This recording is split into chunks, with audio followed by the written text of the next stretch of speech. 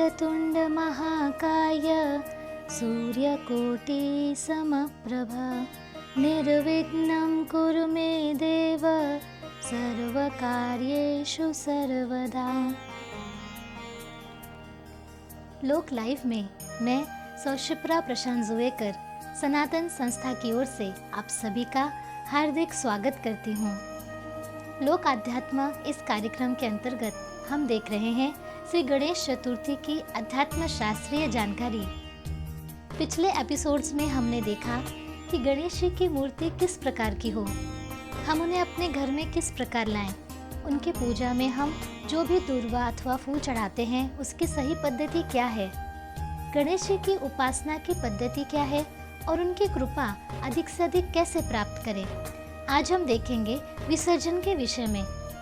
श्री गणेश जी को हम अत्यंत प्रेम से, भक्ति भाव से अपने घर में लाते हैं, जिससे कि पूरे वर्ष भर उनकी कृपा हम सभी पर बनी रहे। श्री गणेश जी की पूजा अर्चना करने के उपरांत जब दिन विसर्जन का आता है तब निश्चय ही हम सबके भाव अत्यंत उच्च स्तर पर होते हैं। ऐसे में शास्त्रीय विधि क्या है पहले वो जान लेते हैं। गणेश जी की पूजा होने के उपरांत हम उन्हें अपने घर से परिवार वालों के साथ ही बहते हुए जल स्तोत्र तक लेकर जाएं, अर्थात नदी है, तालाब इत्यादि। भगवान की कृपा से इस वर्ष सभी ओर अच्छे प्रमाण में पानी की सहज ही उपलब्धता है।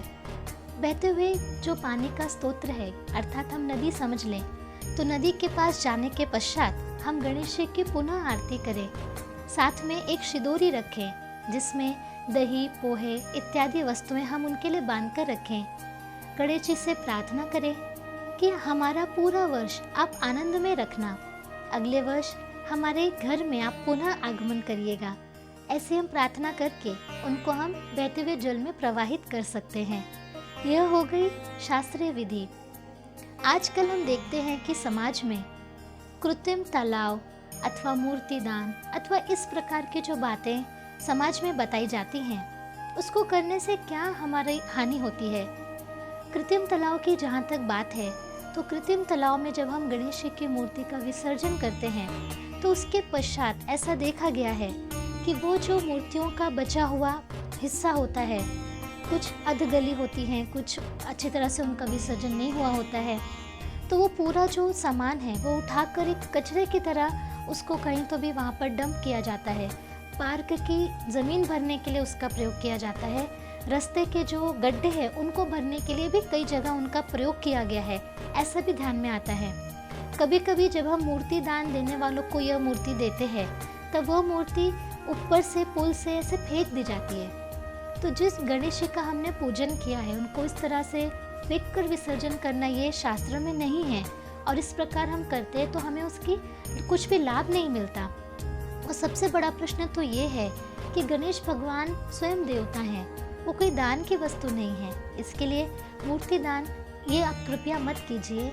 आपने गणपति जी को लाया है तो स्वयं बहते हुए पानी तक जाकर उनका विसर्जन कीजिए। इससे गणेश जी की कृपा निश्चय ही हम सभी पर होगी।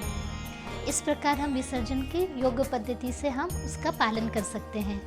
साथ ही साथ सार्वजनिक मंडल में ये देखने में आया है कि कई स्थानों पर पारंपरिक वेशभूषा में ढोल ताशों के साथ में विसर्जन की यात्रा की जाती है, जिसे देखकर छोटे छोटे बच्चों से लेकर बड़े बूढ़ों तक अपनी संस्कृति के विषय में एक अभिमान जागृत होता है, कृतज्ञता जागृत होती है।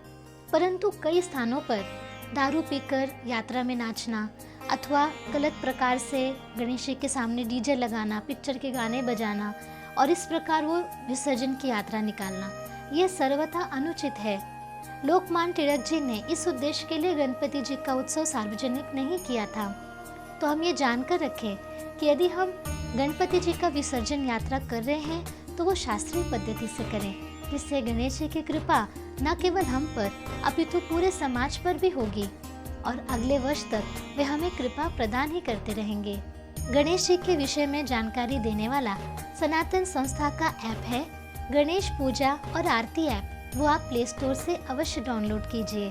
साथ ही सनातन चैतन्य वाणी ऐप, इस ऐप में श्री गणेश जी का नाम जप, उसका ऑडियो है, स्तोत्र हैं, इस प्रकार की और भी अधिक जानकारी है, आरती भी है। तो वो आप ऑडियो लगाकर अपने घर का वातावरण मंगलमय बना सकते हैं। आज के लिए इतना ही। देखते रहिए लोक लाइव। धन्यवाद।